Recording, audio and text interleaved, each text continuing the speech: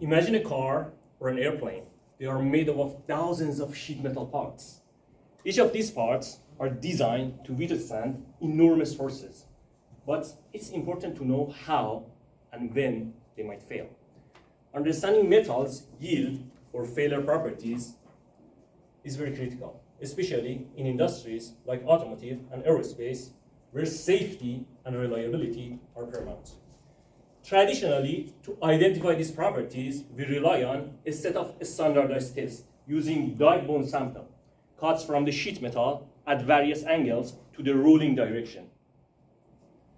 This approach requires 18 die-bond samples to give us just a picture of how the material behaves.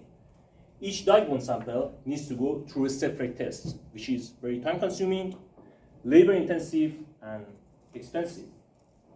Calibrating a model using this data can take weeks, and not to mention the financial cost.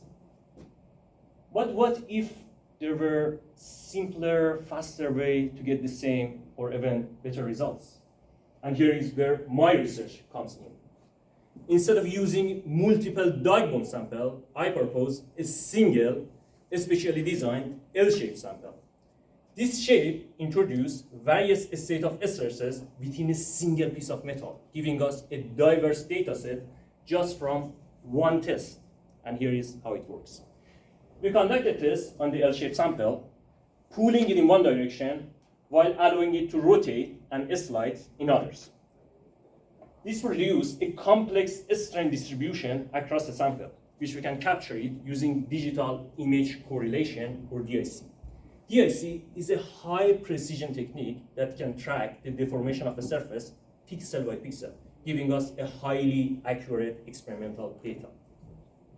Using this experimental data as the ground truth, we can conduct a simulation on the L-shaped sample and the test setup, starting with the estimated material properties. Through an iterative process, we can adjust the material properties until the response from the simulation closely approaches the experimental data.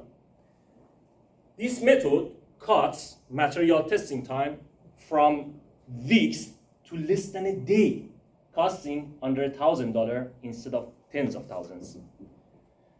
This approach could transform how industries approach material testing, helping us to build safer and more sustainable infrastructures and systems. Thank you.